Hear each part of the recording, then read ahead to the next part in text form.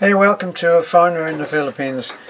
Well, if you've been watching our videos the last few weeks, you'll have seen that we've been inundated with visitors. We've had, let me see, we are now actually in 4 Aussies in, I think, the last 10 days.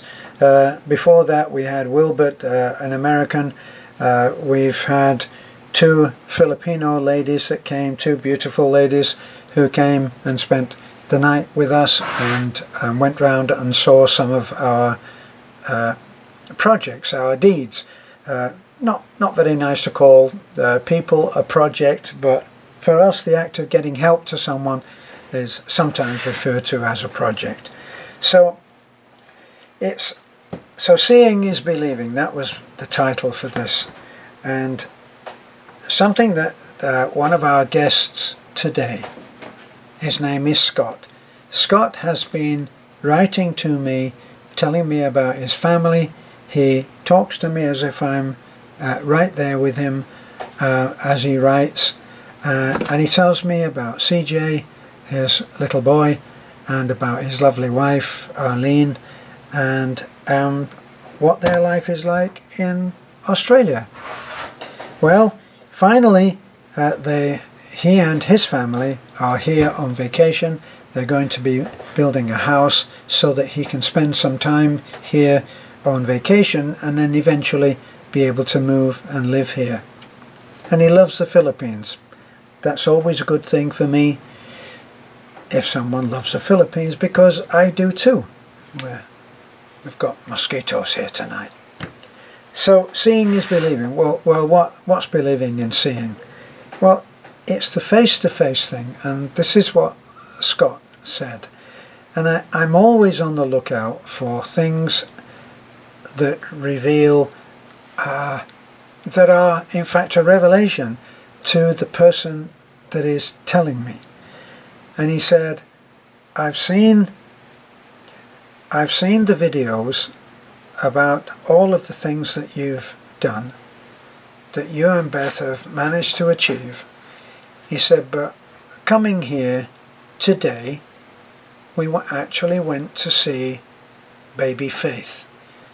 And he said, and even though I've seen them before on video and have sent help for them, he said, even though I've seen Dennis, the amputee, the young man who had to have his right leg removed right up to the groin, and who can still smile and not bitch and whine about how life has been terribly cruel to him. And Scott said, but it's different when you're actually standing there and you're looking at a little child that is struggling and fighting for her life. That's baby Faith. And you see those little diamond eyes, and they're looking at you, and they're registering that you're there. And when you hold that tiny little hand and it grips onto your little finger, it's different from the video. It can never be the same. And I always think that when a visitor comes here, as long as they're actually not in the wrong place, and some people are, some people have been, it's not for everybody. We live very, very modestly. We eat on a rough concrete floor in a house that was built very roughly almost 50 years ago. So it's bare wood, bare bones, open fire cooking and eating on a table that just about fits us, our family, and our visitors, up to 2 visitors, say. And we make room for whoever, whenever, whenever, and for how long. And we share what we've had. And then we share what I think of is a time, a life-changing experience. Like Scott said, you can watch a video and let's face it, we watch the most horrendous things happening. We watch the news and we see soldiers at war. We see firefights actually happening. We see people falling, actually dying. And we see that and we become so immune to it that we can have the television on during dinner and watch something on CNN, which is the most terrible news, and yet still manage to keep our dinner down. We become a little desensitized, I think. Well, hearing Scott say that it had changed him, that was an eye-opener for me, because even I have become, to a degree, desensitized in that things which at first would have brought me to tears, I'm able to control now. We went also and we took Scott and Apon and we showed them, we showed them how difficult it was to get to Desiree's house, and we had some money that was being sent to Desiree from a subscriber, and we went there and we took the truck there and 4x4 drove it up to Desiree's house, which is difficult. And we saw Desiree. Desiree is always this incredible lady who, in spite of the fact that she is gradually getting weaker and weaker, she's still in there with a smile. She's still totally grateful, and it's actually inspiring to see that she can still laugh. She can still laugh. And it's different to actually see her up close, meet her face to face, shake her hand. And it reminded me of when Beth and I had to take some food or something like that, and we took some gifts that had been sent by subscribers and we took them to Desiree. And we took Tracy, our Australian adventurer, we took Tracy with us. Tracy is he's a big guy. He's over 6 feet, I think. Wears an Aussie Crocodile Dundee hat. Is typical Aussie. He's tough. He's knowledgeable. He's a helper.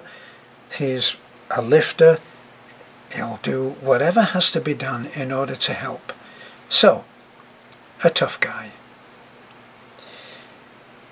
And when we got there, Desiree had not been feeling too well, and she finally told us, I have a cyst which I'm worried about, and I've stopped taking the steroid treatment that we got when you took me to Tagbilaran to the hospital.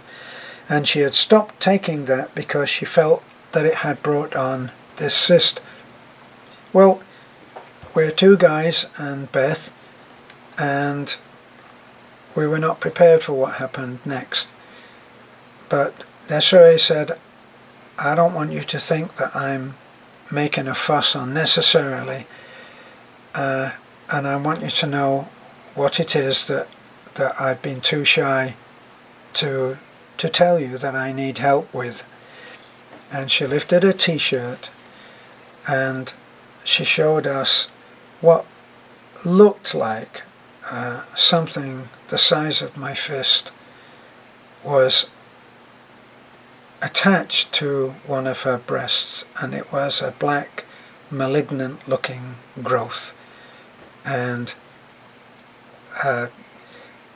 Tracy immediately put his sunglasses on because he didn't want to be embarrassed. I did the best I could, and I'm not that good at that either. So we immediately then did what has to be done. We said, we're going to get you to Tagbilaran. We took her to Tagbilaran. We got biopsies. They they took a biopsy of the good flesh, and they took a biopsy from this growth that was on actually attached to the breast. Now that turned out to be good news, because in the end it turned out that that thing just, in effect, it's as if it just dropped off. She got medication, she got the all clear that it was not a malignant growth, and that if anything it was something which had just been allowed to form like a big scab. She's now clear, she doesn't have that thing on her.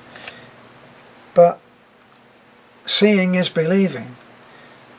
She could tell us all day long, I have a lump, a cyst, describing it however she would describe it, and she could do that all day long.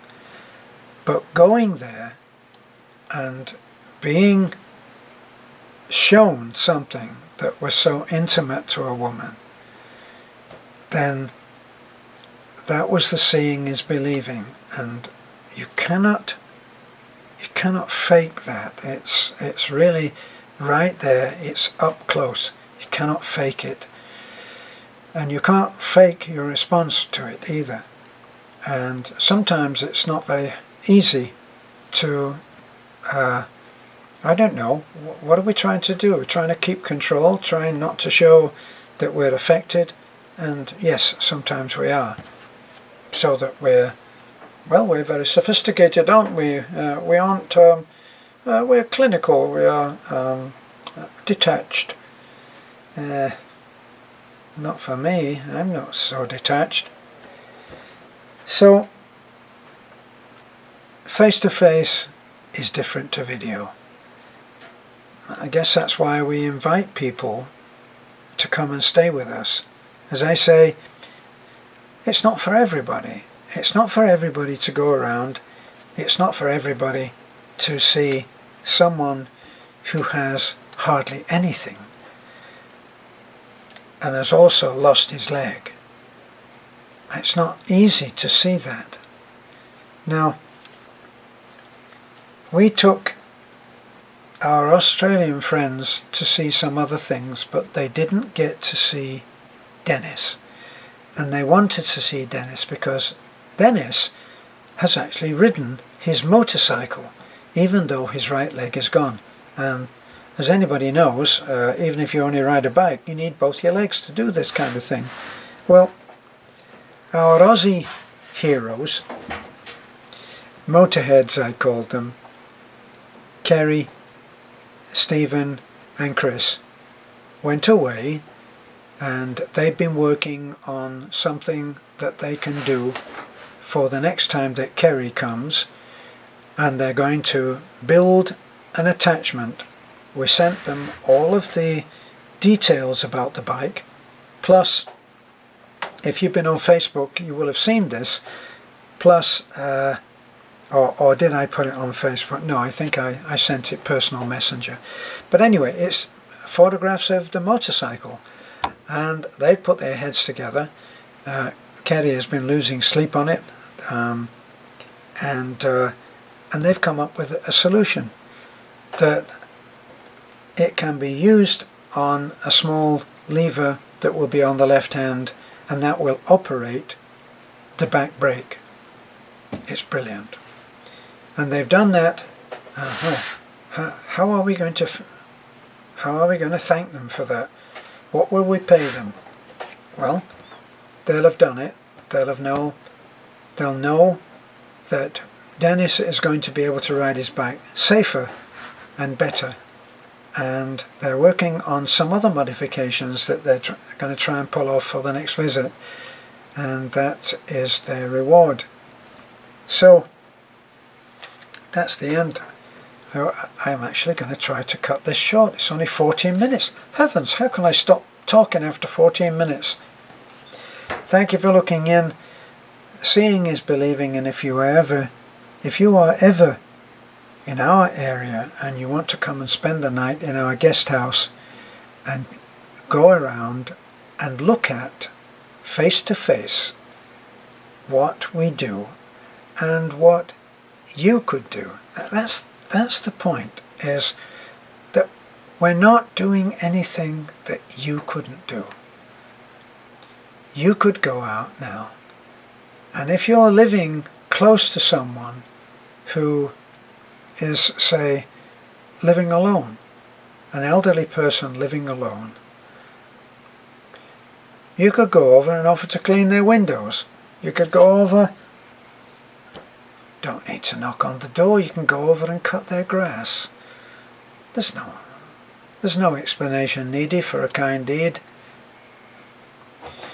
I read something of a lady that went into a restaurant to have breakfast on her way to work, and she looked over at another table that was close by, and there was an elderly lady there eating alone. And as this lady sat there, she decided, uncharacteristically, she decided that she was going to do something, little brownout. Oh well, that's another brownout. Well, she decided, I'll assume that the power is going to come back on in a moment, and it might. So this lady decided that she would do something, and she went over and she spoke to the elderly lady, and she said, I'm eating alone, and I see that you are eating alone. Can I join you? And the old lady was very, very happy. And that led to a friendship where they often ate together. And so our hero had done something great just by keeping someone company for a meal. So easy how you can be kind. So in the darkness, I'm going to say, if you even notice that I've gone, thanks for looking in. This is a foreigner in the Philippines in the dark. Bye for now.